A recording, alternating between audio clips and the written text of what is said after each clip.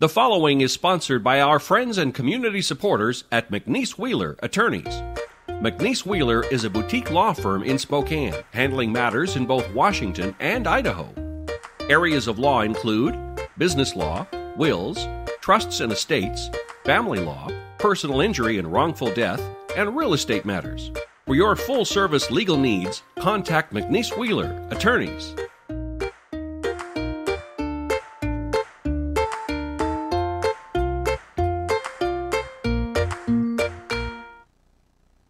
Welcome to On the JoB with your host, Lynn Parrish, editor of the Journal of Business.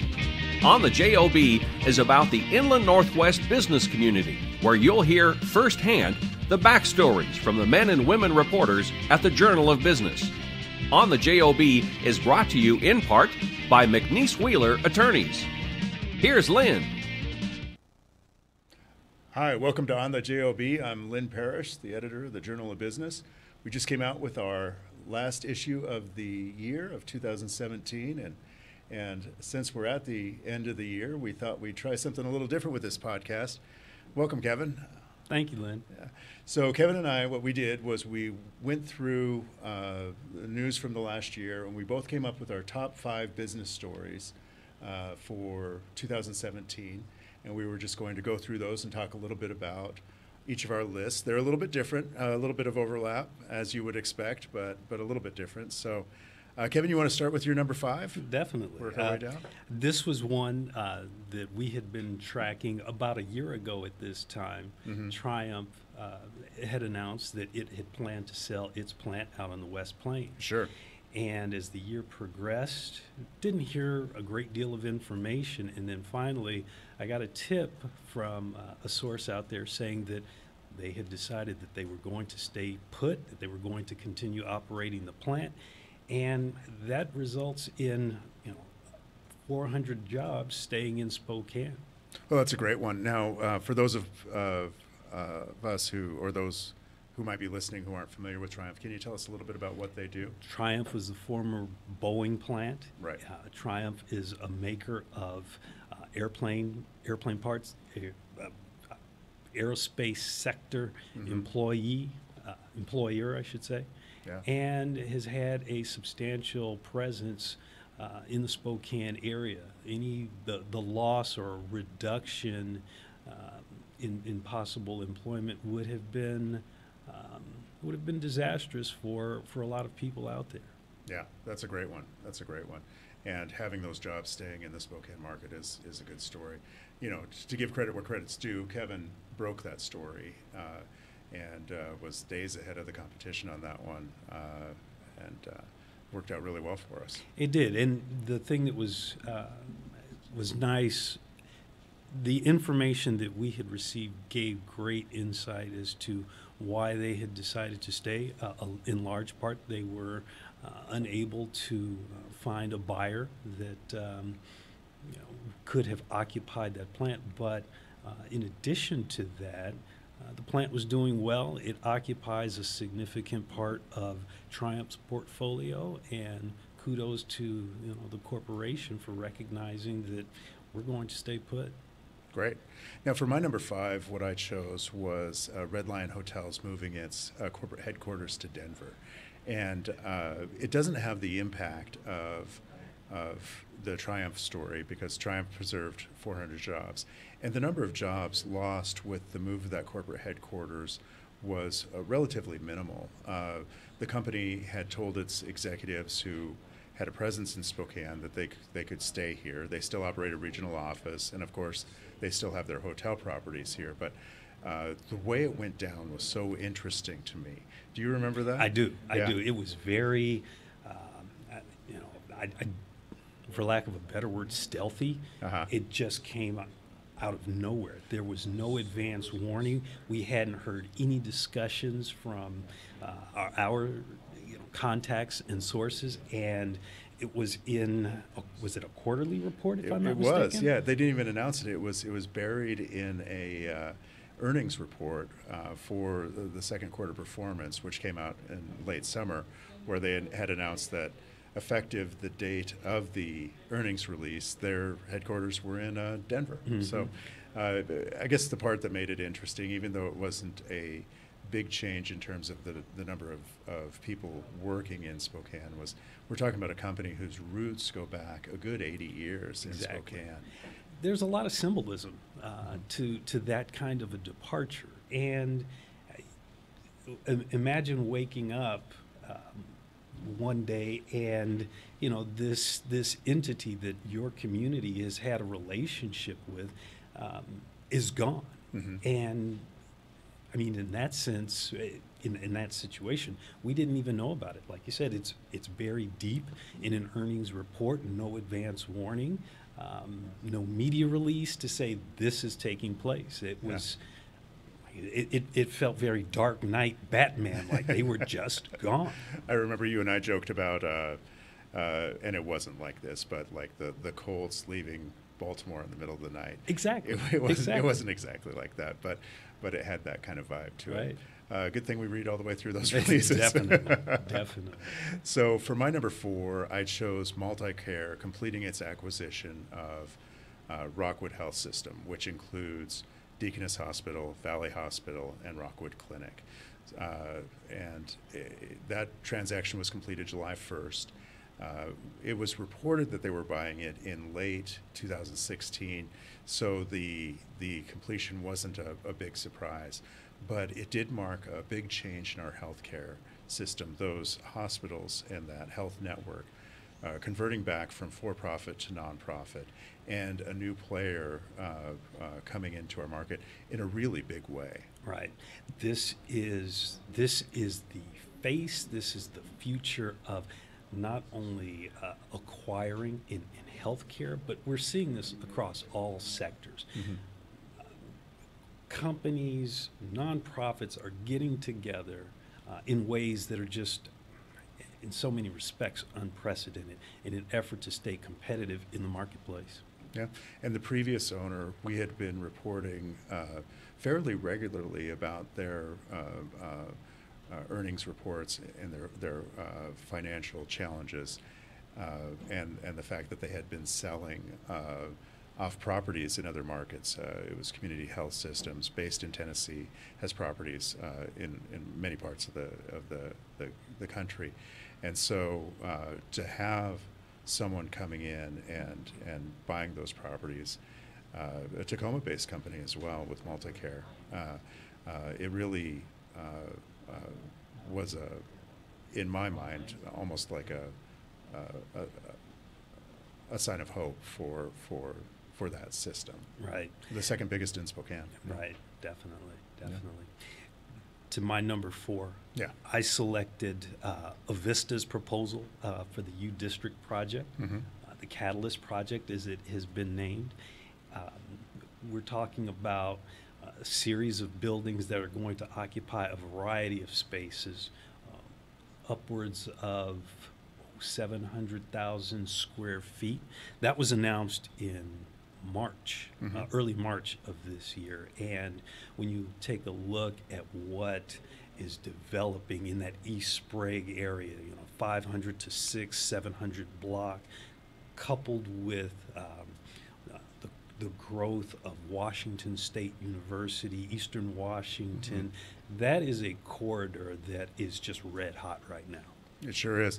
And where they're talking about building that is right at the south landing for the Pedestrian Bridge, the U District Pedestrian Bridge that's under construction right now. Had a bit of controversy to it over the years, but now it's underway, and man, that thing's big, and it extends that University District farther south, which has a lot of potential. It's really striking. We've talked about this before. I moved to Spokane at the beginning of 1994. Right.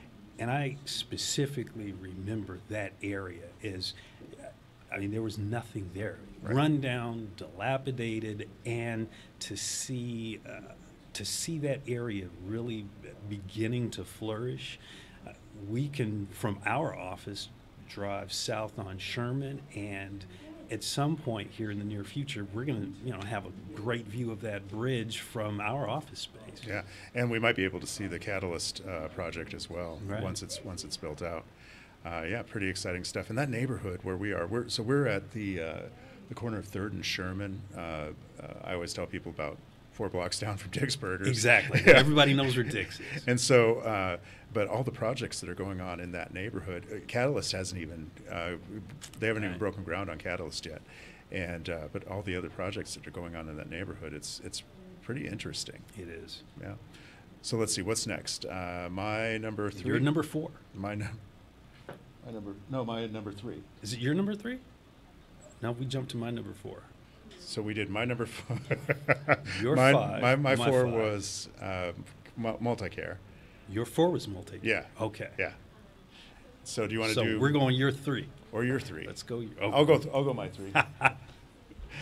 So I had a project-related one for my 3. It was the Ridpath project starting, and so the sort of turning point for that project was some tax credits that the developer received to get them finally rolling on that. I think it was $15.9 million in $15.6 million in help that they got on that, and now they've started developing that. It harkens back memories to a different type of project, but when the Davenport had been dark for a number of years, and then work started on that.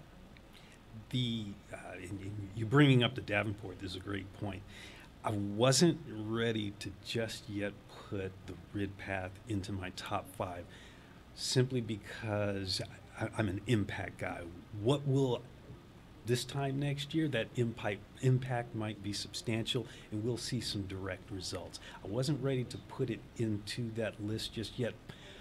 I wrestled with this one. Sure. It is substantial, and the effect that that project has the potential to have in that area, it's just another continuing piece of this downtown that is continues to flourish. And I like the fact, I really appreciate the fact that the developer is being mindful of that demographic of people who are often priced out of downtown housing. Yeah. I think that is a real welcome relief for those who would find benefit in living in the downtown corridor. Yeah. So what they're doing is they're taking hotel rooms and turning them into very, very small living quarters. So a large percentage of it, and they want to use workforce housing, but it's low income housing is what they're creating there. And so this could be a very interesting experiment. Exactly. Are we going to see an innovative way of creating workforce or low-income housing? Exactly. Or is it going to be the Otis 10 years from now? I imagine it's more the former than the latter. Right. But it's just nice to see this property that has been dormant, and who, if you follow the finances of it through the last 10 years, it's just been a mess. Yes.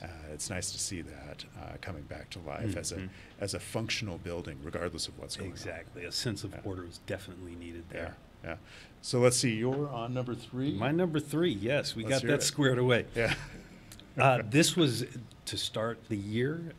Fairchild Air Force Base being passed over for the placement of the KC-46As.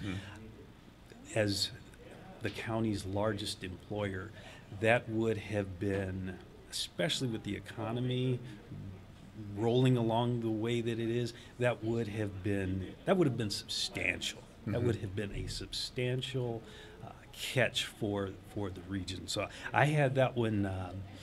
I was debating on placement of it, but ultimately I felt like that felt like a number 3 spot. Yeah, that's good. I actually have it at number 2 on my list. Okay. And so Fairchild's traditionally a KC-135 base, air refueling tanker base, and it's the KC-46A is considered the next generation tanker. And so the effort was really afoot to land those. I think one of the most interesting parts of that, though, is what happened after that announcement.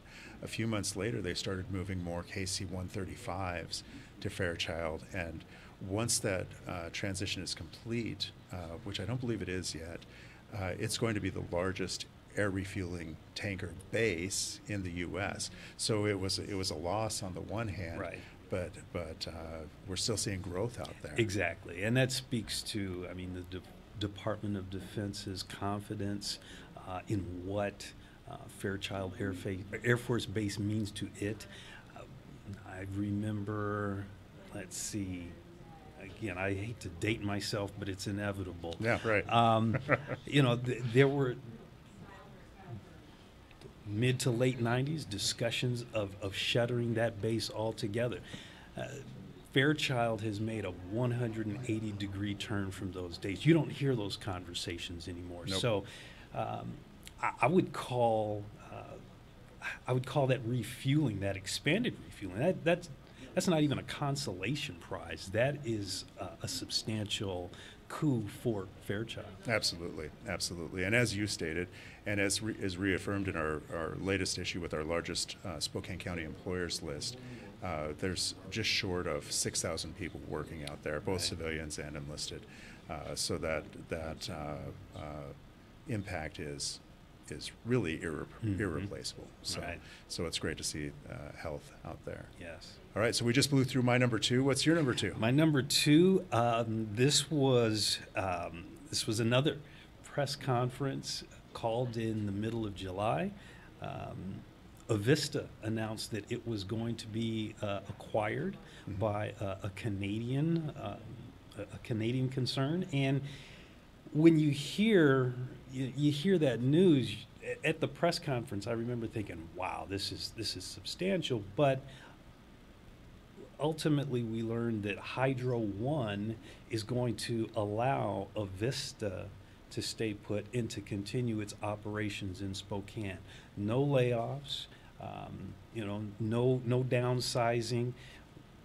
They are essentially pooling their resources, and the explanation that has continued to be given to the media, to the public, is that, again, similar to going back to one of our earlier items, this is the MultiCare. MultiCare, yeah, sure. My apologies. This is the way of doing business now, partnering, pooling your resources to stay relevant. You either get bigger or find yourself struggling to continue to operate in a way that is cost effective for your customers. The more resources that these entities can put together, the greater is it's being explained to us, the greater the benefit to the customer. Yeah. Time will tell.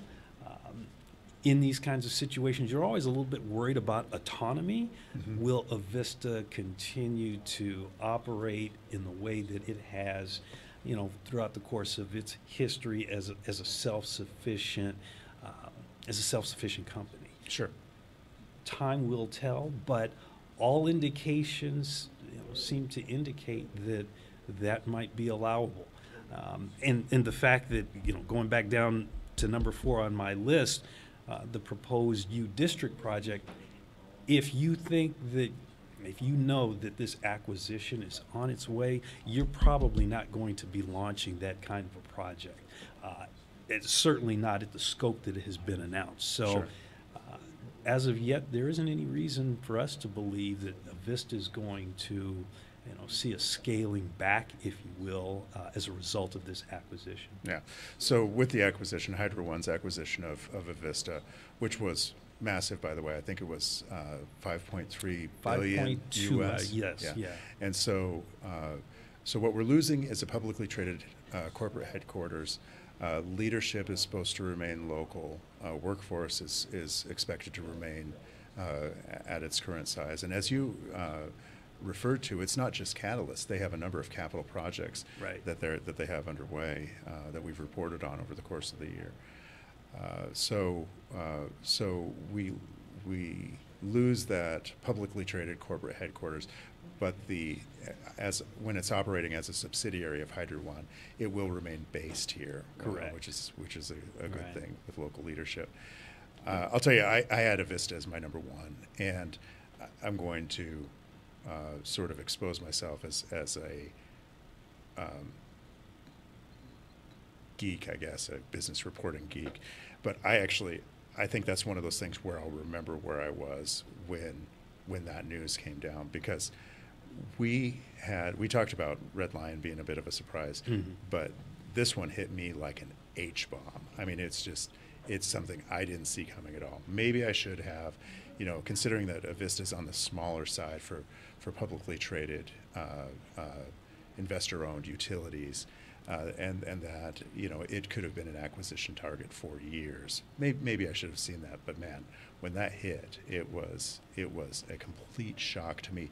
Oftentimes we hear about that kind of stuff. Exactly. Hamel's acquisition, we've been looking at that for 2 years, 3 years before it actually happened, and but Avista, that came out of nowhere for us.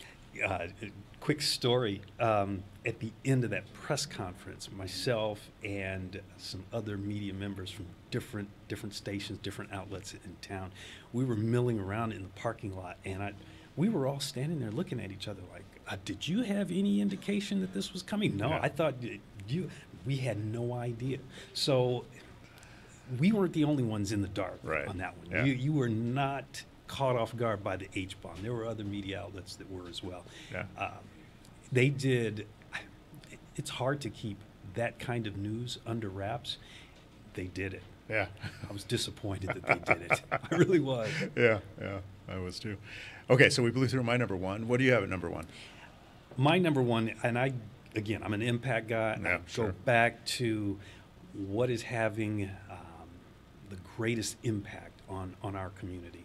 And that is construction activity. Overall construction activity. In 2016, Spokane County approached the record construction activity of 2013.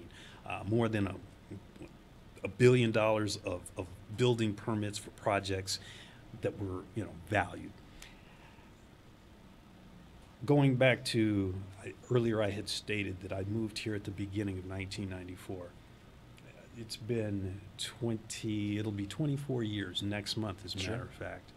I've not seen this kind of construction. I've not seen this kind of growth since I've been here. Right. And though 2013 maybe it edges 2016, numbers-wise, I wonder, projects-wise, I've never seen this many cranes in the sky. I've not seen this level of road construction, not related to potholes. Right.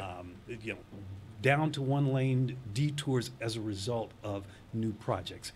For me, my nearly quarter of a century in Spokane, I've not seen this. That's my number one story. And the addition of what that does to the economy in the way of work, employment, future impact, we still won't know what that will be. But Spokane is doing things that I've just not seen before. Yeah, that's great. And when we looked at the numbers, wasn't it just a $200,000 difference between that year and Exactly. 2013? $1.026 billion versus 1.023. Yeah. And so that's basically a house. Exactly. Not even a big house. So But you're the editor now. You can make up for that difference, right? No, not just yet. I will tell you the one thing about 2013 that was different from right now is that there were a lot of huge projects then. So there was the Davenport Grand Hotel was under construction, and that was a $130 million project in itself. Correct. Right. There was a convention center expansion going on, and there was not the McCarthy Athletic Center, the new student union building on the Gonzaga. Pence. The Pence? No, not Pence, but it's anyway. It was that Hemmingson Center. The Hemmingson, Hemmingson thank Center. you. Yeah, and we're getting old. Yeah. And so, so you had some huge home run hitters that were anchoring that year. And this year, there are some tens of millions of dollar projects, but not that core of Exactly. So it gives the appearance, rightfully so, of more. More going on. Widespread, Yeah. from one end of the county to the other. Yep. There's a lot going on. All right, good stuff. So you can read about all of these things in the Journal of Business at SpokaneJournal.com. We also have our book of lists coming out at the first of the year, which will have a timeline in it, a very small part of the book, but that will outline all of the big news stories from this past year. So check that out, and thanks, Kevin. This was a lot of fun. Yeah, my pleasure. All My right. pleasure. All right. Happy holidays, everybody. On the JoB is produced in Spokane, Washington by SpokaneTalksOnline.com, which is solely responsible for its content. On the JoB is brought to you by our friends at McNeese Wheeler Attorneys. Ask Lynn a question, recommend a guest, and hear this program again online anytime at SpokaneTalksOnline.com. The following is sponsored by our friends and community supporters at McNeese Wheeler Attorneys. McNeese Wheeler is a boutique law firm in Spokane, handling matters in both Washington and Idaho. Areas of law include business law, wills, trusts and estates, family law, personal injury and wrongful death, and real estate matters. For your full-service legal needs, contact McNeese Wheeler Attorneys.